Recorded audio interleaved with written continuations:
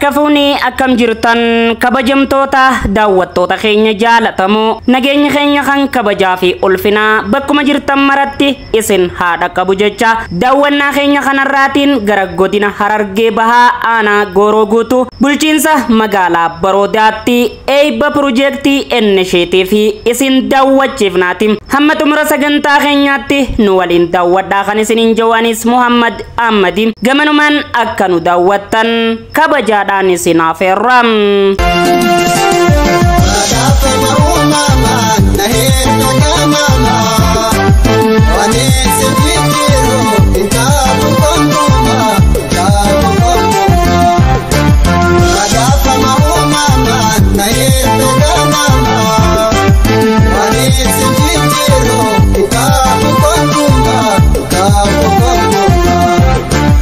Eebba piroojeektii innisheetii fi bulchiinsa magaalaa Baroodaa kana irratti hoggantoonni olaanoon mootummaa naannoo Oromiyaa fi godina Harargee Bahaa irraa dhufuudhaan innisheetii fi kana eebbisaniitu jiran.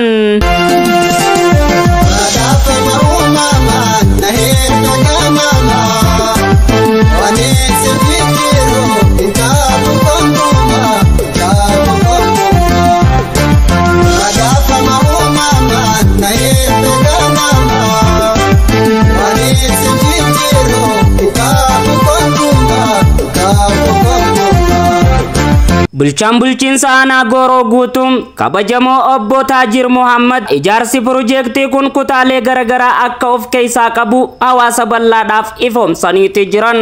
Achi keessa wanni jiru maa'inni bakka ijoolleen xixiqqoon qaamatti dhiqatu akkasuma warri giddu galeessaa qaamatti dhiqatu isa bira darbee bakka ijoolleen itti taphattu akkasumas qaamni namoonni gurguddaan jiimii bakka itti qaama isaanii sukkuumatan darbees immoo teenisiidhaaf gubbaa harkaa xiqqoo laabii giddu galeessa ta'e bakka ijoolleen itti waa dubbistu achi gaditti gisee dhumate waliin paakeejii guutuu ta'a jechuudha.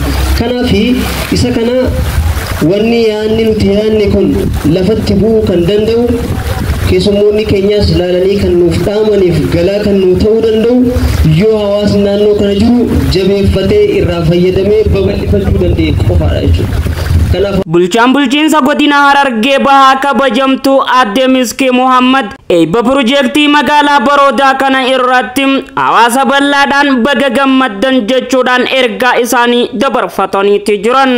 Akkam jetti kabajamoo Teedaa Sumbataa itti aanaa Fayyaa'ii naannoo Oromiyaa kabajamtoota hooggansa naannoo gurguddaa argamtan kabajamoo obbo Akkaamuu Tasfaayee itti gaafatamaa paartii badhaadhinaa damee godina Harargee Bahaa kabajamoo obbo Taajir Muhammad bulchaa bulchiinsa aanaa Gooroo Guutuu kabajamtoota koree qindeessituu godinaatii fi aanaa bulchiinsa magaalaa Baroodaa kabajamtoota abbootii amantaa haadholee siinqee abbootii dargaggeessaa fi qaazeen keenya hundi jiraattoota naannoo kanaa baga guyyaa kanaan isiniin ga'e baga nuun ga'e baga gammaddan baga gammanne isiniin jechuu barbaadu.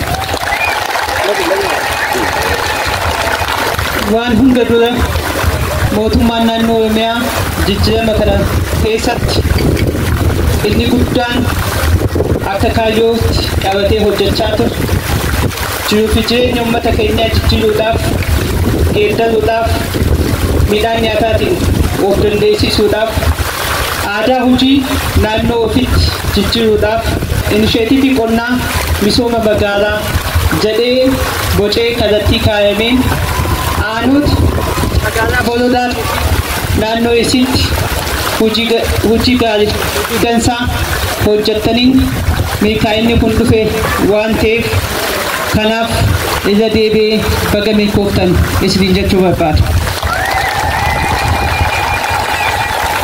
Kaayyoon innisheet magaalaa kalaastarri kun inni guddaan inni ijoon dinagdee maddisiisa. Inni lammaffaa aadaa bootatti hafaa hojii tuffachuu kan jedhamu san geeddara. Inni sadaffaa dargaggeessa keenya kan yuunivarsiitii bee maatii jalteektatee jiraatu carraa hojii guddaadha. Kanaaf akkasitti hubachuun ilaaluun gaarii taatee kan hin fudhatu. Itti aanaan afyaa'ii mootummaa naannoo Oromiyaa kabajamoo obbo Iliyaas Ummataa piroojeektiin dur waggaa 10 fi 15tti hin xumuramne yeroo ammaan tana kana waggaa tokko keessatti xumuramaa jirti jechuudhaan dubbataniitti jiran. Hojii adda addaa hojjetaman birrii miliyoona hedduudhaan hojjetaman kan dur waggaa 10-15 keessatti hojjetamne waggaa tokko waggaa 2-3 gidduutti hojii hojjetamaa jiran ajaa'iba jechuun hin danda'ama. Isaan kanatu eebbifamaa jiru jechuudha.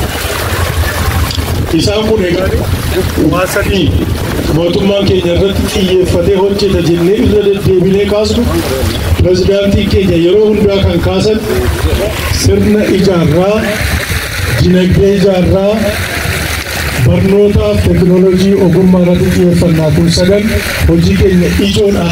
Warra kaan kana jala dhufuu dhabee kaasu yeroo baay'ee sila ganama kan barnootaa kan teekinooloojii kaasaa ture. Amma immoo dhimma dinagdeeti. Dinagdee baadiyyaa keessatti hojiin hojjetamaa jiru baay'een jira hin beektu. Kanaan dura hojiin qonna keenyaa, hojiin misooma keenyaa kan inni xiyyeeffate jijjiiramaan dura dinagdee qonnaan durfamu agricultural led industrialization kan jedhu sanaan hojjetamaa ture.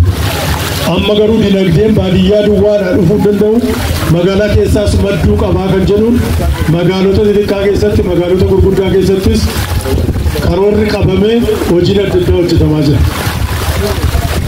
Baadiyyaa yoo fudhanne kan yeroo kamii caalaa misooma baadiyyaa keessaa dhufu dabaluudhaaf lafa qabsiisuudhaaf karoorri gadi bu'u hundumtuu akka inni milkaa'u gochuuf akka guutuu Oromiyaatti hooggansa nama 7 ganda tokkotti magaalota baadiyyaa ta'aniif 6 gochuudhaan nama 49,250 oltu baadiyyaa Oromiyaa guutuu keessatti ganda 7,200 ol keessatti ramadamanii yeroo ammaa lafa qabatanii hojii isaanii hojjetaa jiru.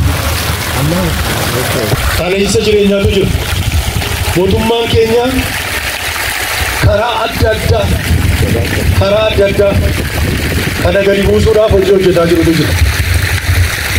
Sabsiidii gochuudhaan uummanni akka hin miidhamne boba'aa irratti duggoomaa gochuudhaan xaa'oo irratti duggoomaa gochuudhaan waan adda addaa irratti wanti hojjetamaa jiru waa bal'aan akka amma odeessaan odeessu miti. Qabatamaatti jechuudha. Muummichi ministeeraa keenya muummicha ministeeraa duwwaa miti dippiloomatii cimaadha. Biyyoota adda addaa irraa investoroota gurguddaa kan akka Daangootee biyya kanatti affeeruudhaan warshaadhaan lammii Daangootee maal kan jedhan ijaaraman. Karaa sadarkaa olaanaatti kanatu hojjetamaa jira. Sadarkaa gadiitti immoo oomishaaf oomishas dabalamuutu jira. Egaa kabajamtoota daawwattoota keenya jaalatamoo turtiin eebba piroojeektii innisheetii fi bulchiinsa magaalaa Baroodaa kan isin daawwachiifne kan gammaatti daawwattan kana tureeti. Qopheessee dhiyeessuudhaan hanka isinii waliin ture Muhammad Ahmadiin torban yoo rabbi jee qophii wal fakkaataa biraatiin hanga walitti deebinutti har'aaf gama kiyyaan nagayaatti.